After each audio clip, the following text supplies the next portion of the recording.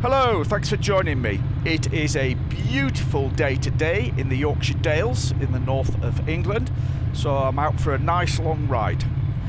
And what I want to talk about today is Harley bashing, Harley-Davidson bashing. If you follow my channel, you'll know that sometimes I like to poke fun at Harley-Davidson riders. And, I have to emphasise, it's always done tongue-in-cheek. I'm really always just having a little bit of a fun, and I have to admit, sort of poking the ant's nest a little bit, yeah.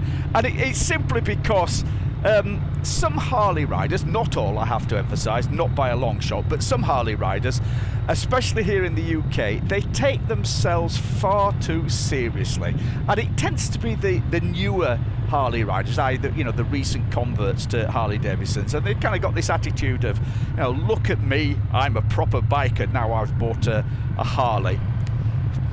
And there's just something about that, what I will call the more recent Harley culture, and especially that built around HOG, the Harley Owners Group, which I just find very entertaining and worthy of poking fun at sometimes.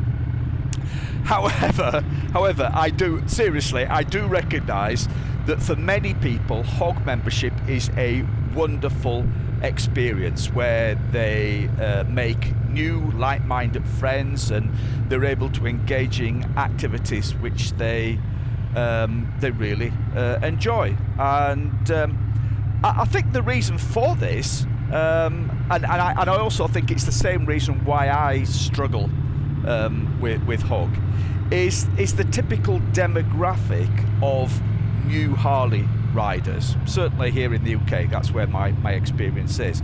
They tend to be middle-aged couples, and they're in that position in life where the kids have grown up, the mortgage is paid off, and so they've got more time and more money. And buying a Harley and engaging in HOG activities offers a great way of filling that gap, which has opened up in their lives. And I have to say, good luck to them. Good luck to them. I know a lot of people get an awful lot out of it, but I will still poke fun at them from time to time because, as I say, they just, I don't know, they just kind of lend themselves to being mocked sometimes. But anyway, I also sometimes have a go at Harley-Davidson, the business, Harley-Davidson Motor Company, and you'll see that in some of the videos, and particularly their marketing.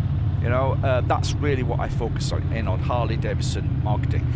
And the reason for this is because Harley-Davidson is a large American corporation, which, in line with all other such businesses, is primarily concerned with their share price and with investor returns. They're essentially their reason for existence is to make money for their shareholders, for their investments.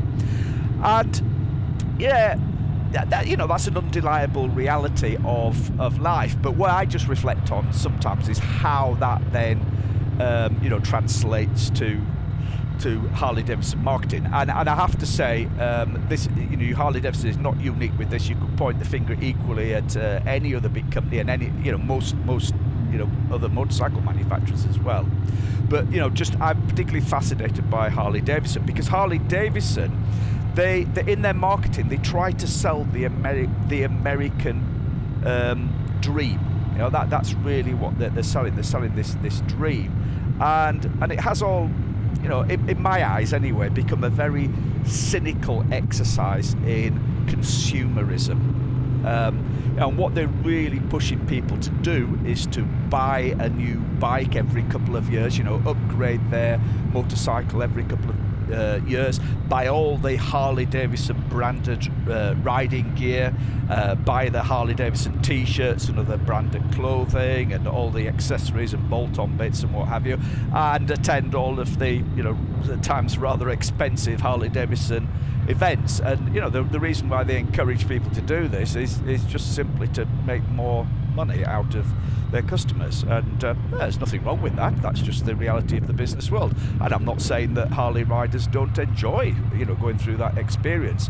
Just yeah, I'm a little bit, cynical about the corporate nature of it all. So yeah, sometimes I poke fun at Harley riders. Sometimes I have a go at the Harley-Davidson Motor Company. However, and this is the big however, I will not, and I never have, poked fun at Harley-Davidson motorcycles. I am not into Harley bashing. I love Harley-Davidson motorcycles. I've been riding them for over 30 years alongside British bikes, Japanese bikes, European bikes. I've always owned several bikes, but there's always been a Harley-Davidson parked in my garage. I always have, and I will continue to love Harley-Davidson motorcycles. I recognise that they're not for everyone, and I certainly do not view them through rose-tinted spectacles as some people seem to. Harley-Davidson motorcycles certainly have their faults, and many of them, but they also have their magic.